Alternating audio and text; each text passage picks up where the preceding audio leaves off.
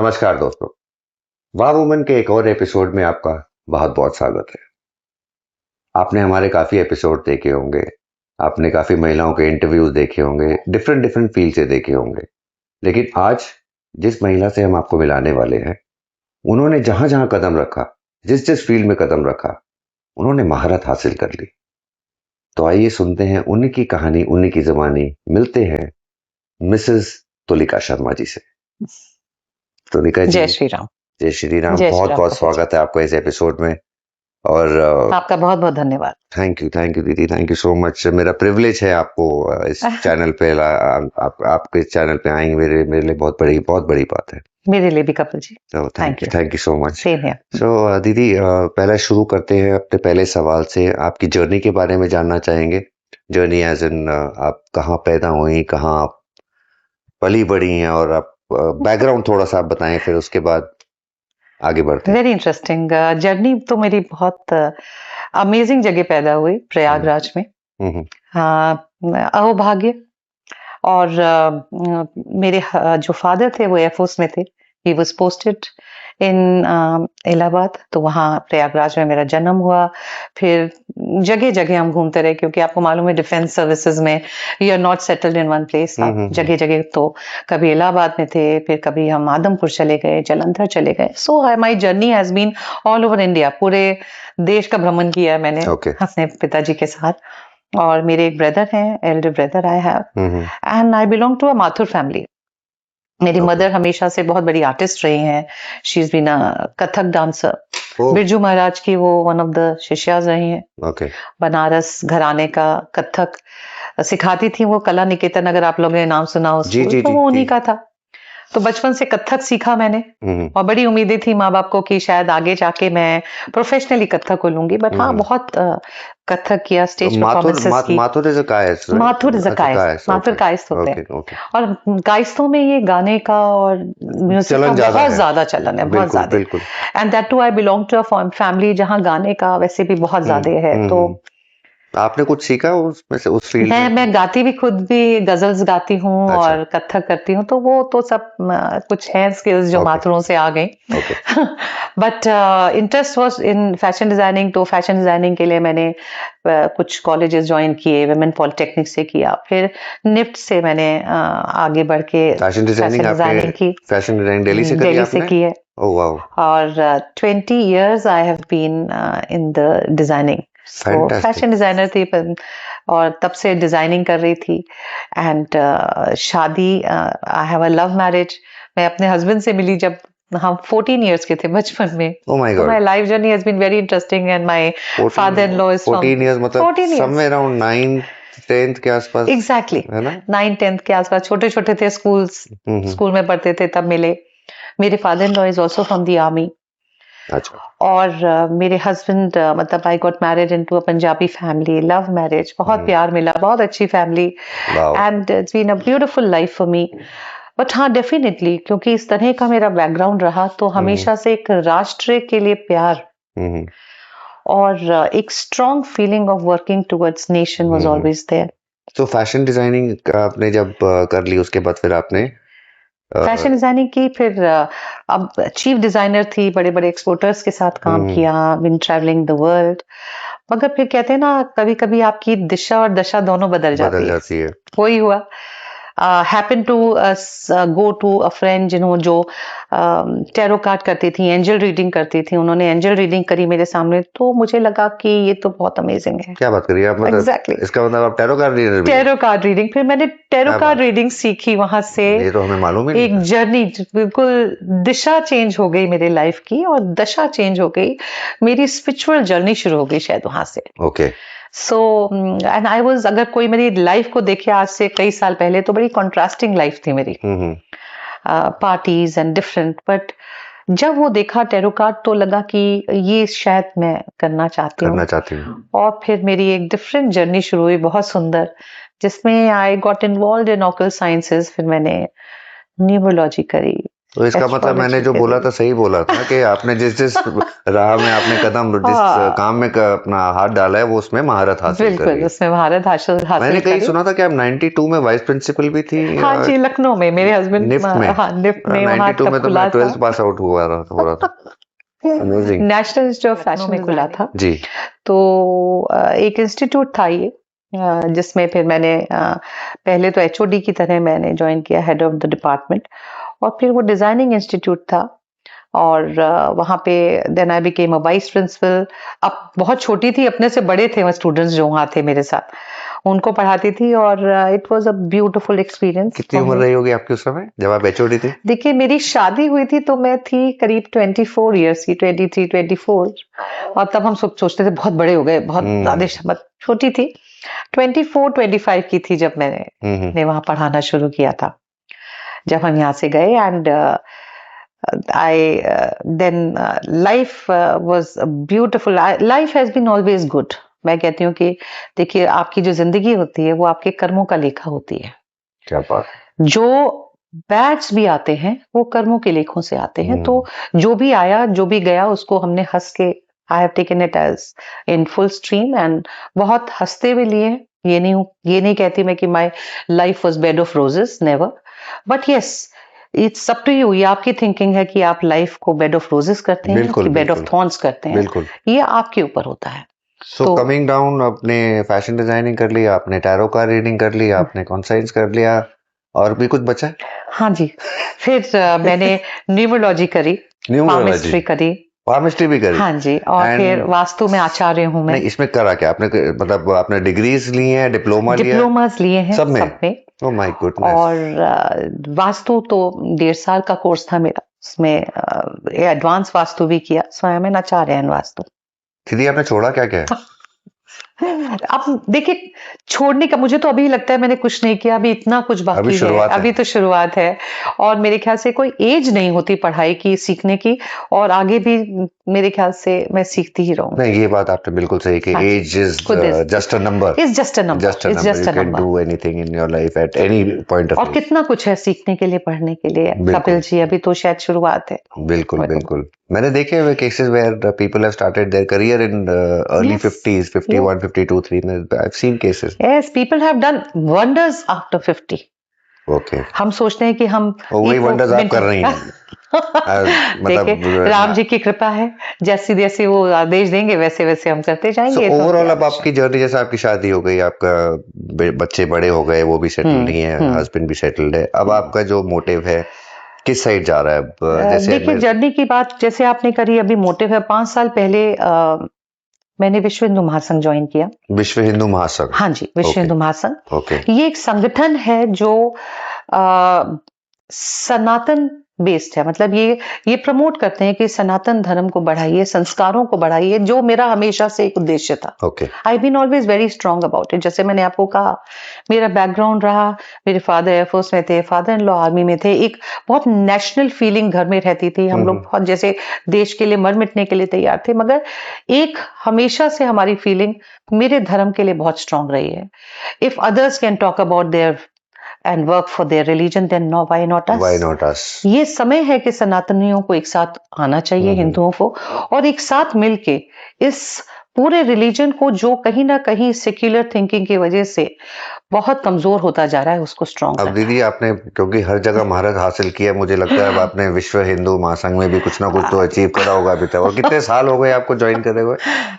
कपिल जी, मैंने 5 साल हो गए इसमें आए हुए। 2021 से मैं इसमें हूँ, और 2021 भी नहीं, 2020 से शुरुआत हुई थी। Around 6 years approximately। और अब मैं प्रदेश अध्यक्ष हूँ मातृशक्ति प्रकोष्ठ की, विश्व हिंदू महासंघ भारत। प्रदेश अध्यक्ष as in Uttar Pradesh? As an Uttar Pradesh, as an Uttar Pradesh. 76 जिले मेरे अंतर्गत आते हैं, 18 मंडल हैं। कई सारे लोग क्या होते हैं? मंडल क्या है, जब आप यूपी का ज्योग्राफिकल मैप देखते हैं तो उत्तर प्रदेश को 18 मंडलों में विभाजित किया हुआ है। जिला अलग है, और जिला फिर इन मंडलों के अंतर्गत जिले आते हैं।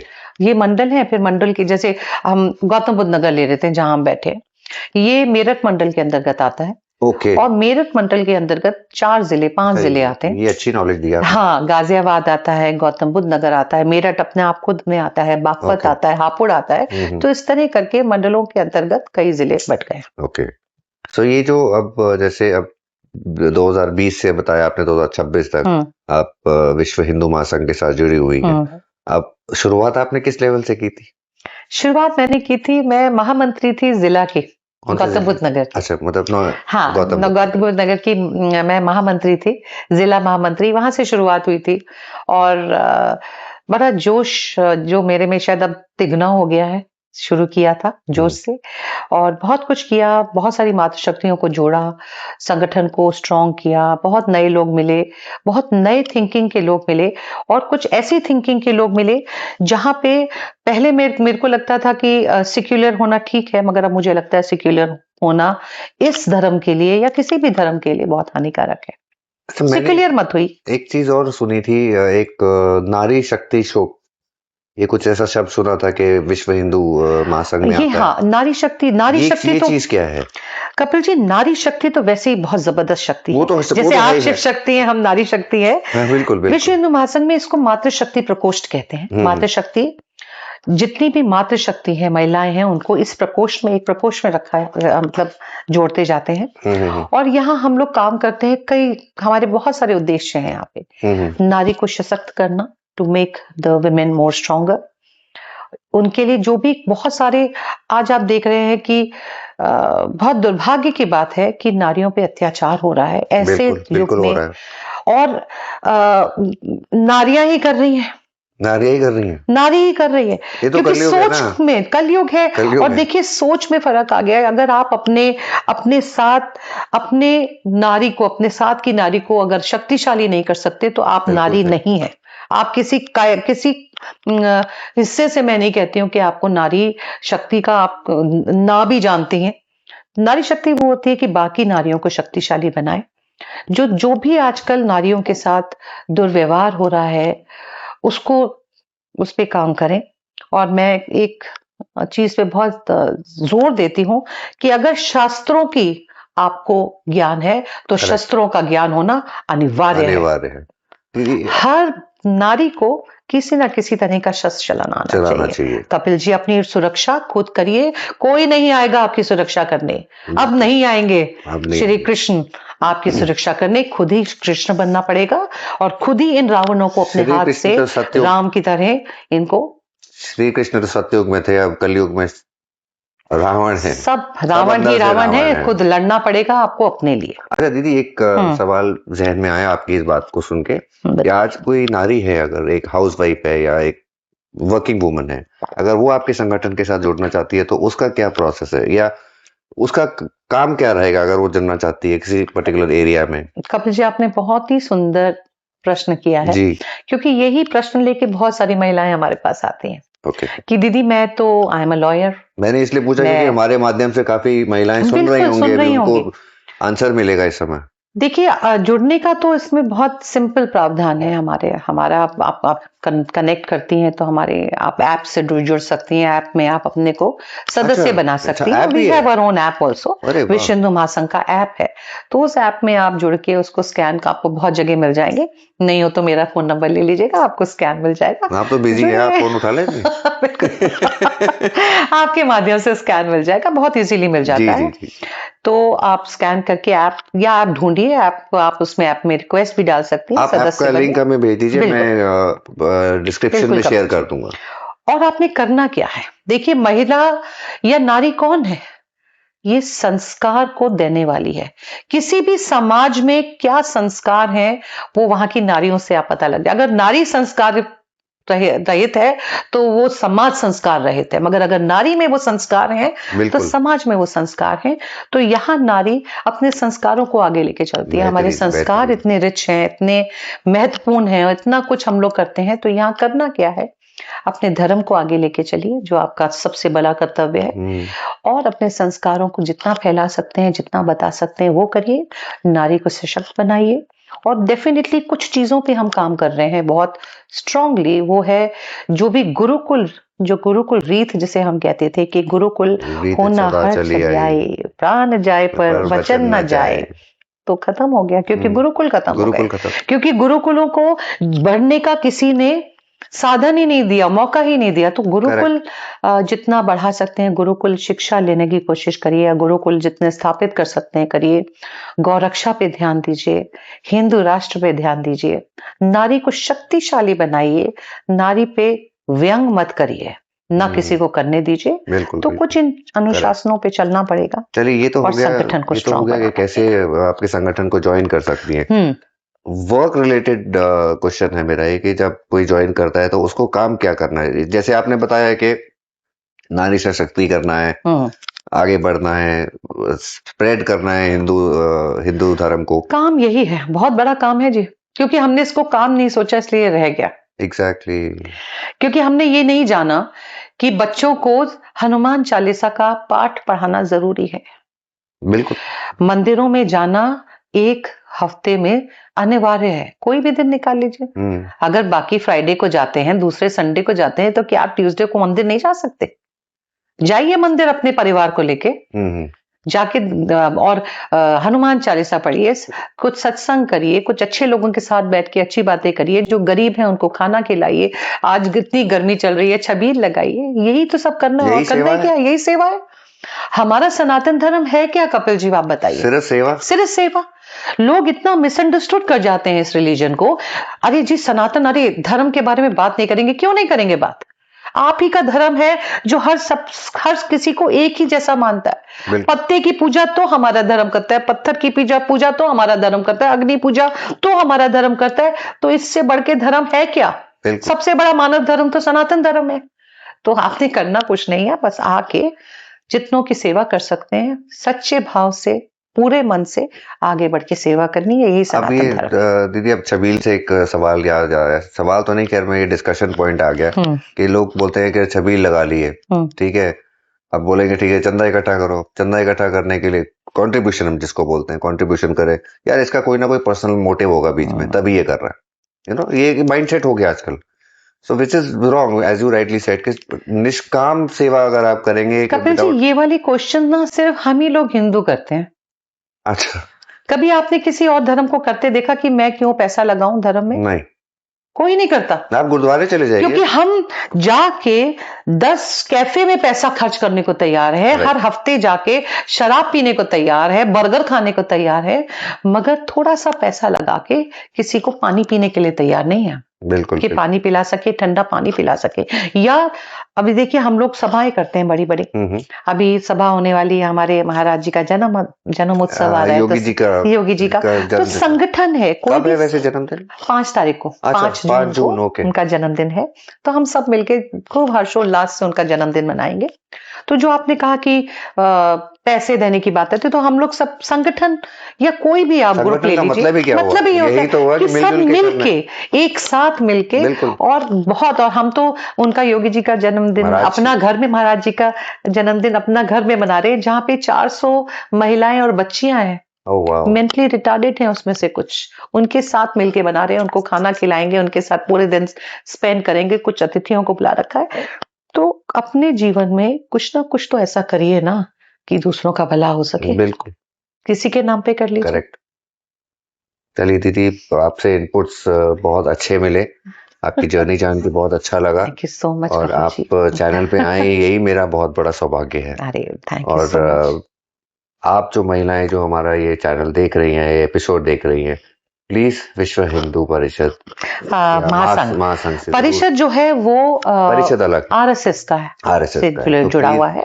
ये विश्व महासंघ भारत है। जुड़िए और सीखिए इनसे कुछ। हर फील्ड में महारत हैं, हर फील्ड में। So thank you so much दीदी, once again it's my pleasure. बहुत शुक्रिया। एंड गाइस प्लीज इस चैनल को लाइक करिए, शेयर करिए, कमेंट करिए। अगर कुछ सवाल हैं तो दीदी आपके सवालों के जवाब भी जरूर दे देंगी, माध्यम मैं बनूंगा। और सब्सक्राइब करना बिल्कुल ना भूलिए। Thank you so much for watching. जय श्री राम। जय श्री राम। जय श्री राम। जय श्री राम।